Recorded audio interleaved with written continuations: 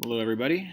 So I'm trying this new thing out where I'm going to record me talking over the slideshows from previous days. Hopefully this helps you prepare for the test a little better, or if you miss a day, you can always watch the lectures that'll be posted onto Neo. Try it out.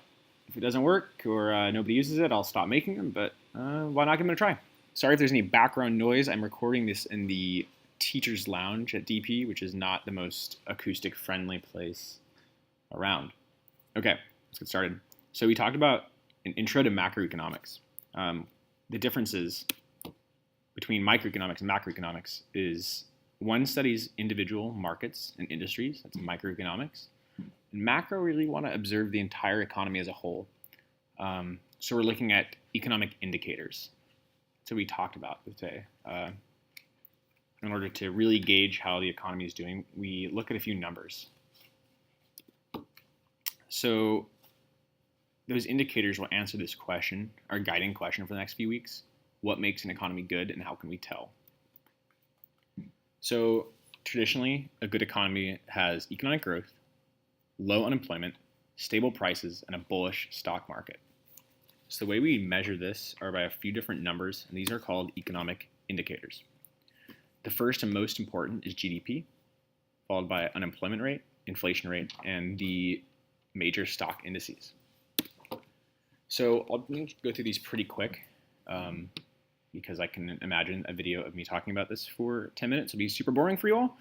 So indicator 1, GDP, it's gross domestic product. There's nominal and real GDP. We're just going to talk about nominal GDP for this course. Real GDP is adjusted for inflation. Not going to worry about that right now. Just too many things to worry about. So we're only going to look at two types of GDP. It's nominal and per capita. Per capita is just nominal divided by the amount of people who live in a country. So you'll see countries like China with really large nominal GDPs, but not very great per capita GDPs. That's because there's a lot of people who live there, so you divide that big GDP number, and it's going to look a little bit smaller. So when someone's telling you if a country is rich or poor, they're probably referring to GDP. It's a pretty big indicator. There is an equation, and that would be GDP equals C plus I plus G plus N. It's four things added together. It's consumption, so it's the amount of everything bought and sold in a country in a amount of time. Investment is how much money people are putting back into businesses.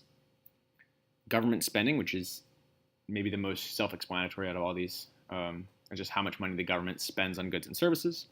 And we have net exports, stuff we send out, subtracted by the stuff we bring in, export minus import. So here's a graph that shows the GDP over time. As you can see, it's been growing pretty steadily, with a huge spike up right around World War II, 1946. So, like I said, here's the top 10 countries, their nominal GDP. US is far, far ahead of everybody else. But let's go to per capita. You see a lot of smaller countries, small, rich countries, have high GDP per capitas. Here's the global map. So the second indicator is unemployment rate. And the unemployment rate also has an equation, which you can find yourself if you'd like to, but you don't really need to do that. It's the people looking for work divided by the labor force multiplied by 100. It's going to give you a percent. It's the amount of people who are looking for work who can't currently find it. So there are people who are not counted in unemployment. Students, stay-at-home parents, right? People who aren't looking for work. It makes no sense to count these people in unemployment because they wouldn't be working anyway. We're really looking for people who are trying to find work who can't get it. Retired people are also in this. They're not looking for work. People not old enough, so people in junior high are not counted in unemployment rate. Discouraged workers. This is the one that's a little tricky because discouraged workers have been looking for jobs and have stopped looking. So some people think that they should be counted in the unemployment rate because they are unemployed. Then you have underemployed people, which is also a big problem. It's people who should be making a lot more money than they are. There's people with advanced degrees who have menial jobs, right? People with PhD who work at Starbucks, or it could be people who want to work more hours than they have. So if you only work 20 hours a week, you're part-time, you want to work 40, you want to be full-time, but you just can't. So there is an argument to include this in unemployment numbers, but they don't. We'll go through a couple types of unemployment. We're going to go over this a lot more in detail when we talk about unemployment. So we have frictional, structural, and cyclical unemployment. All you have to know here, because these are kind of tough terms, is that cyclical is the bad type.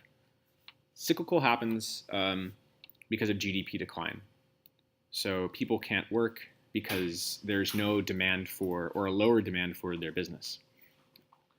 Frictional is just people in between jobs. It's not so bad.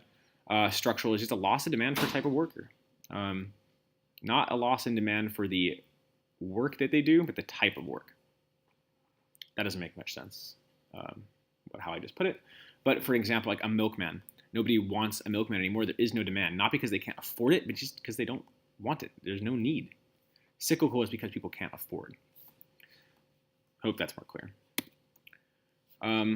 Why would an unemployment rate matter? Usually unemployment happens during recessions and depressions. That's one way to look at it.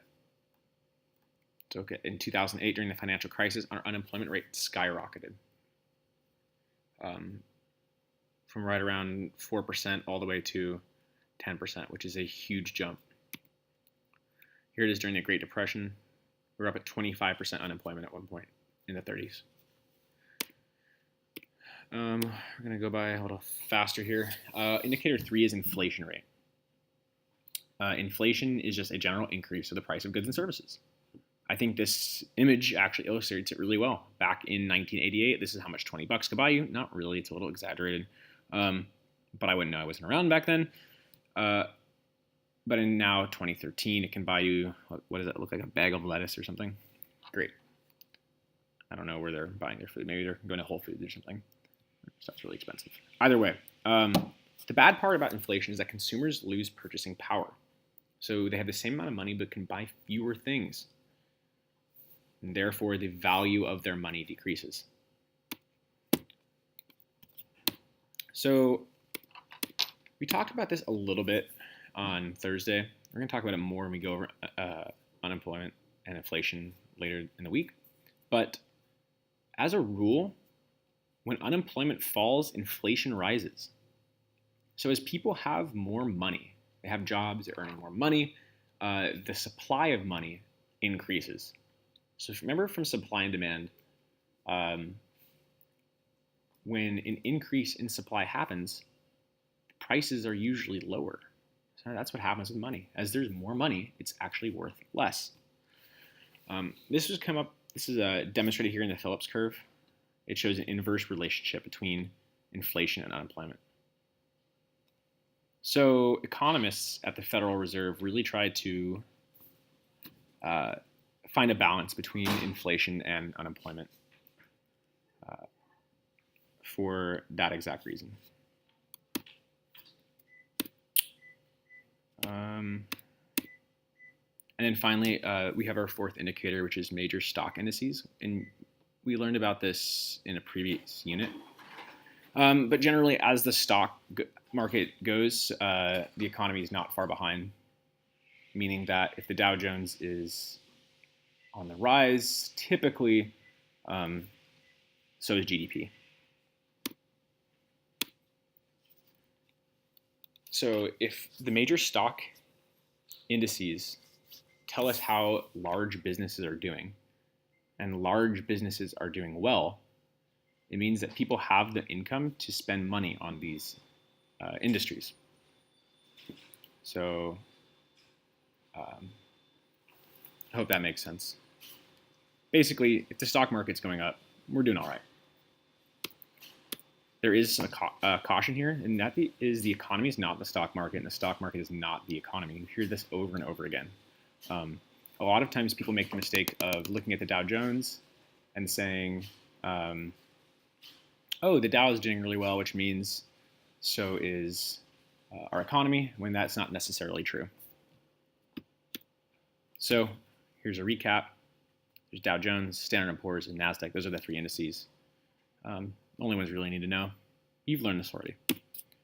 So the 4 indicators, GDP, probably the most important. Unemployment rate, probably the second most important. Inflation, stock indices. So we're going to go over these in more detail later. I hope that helped.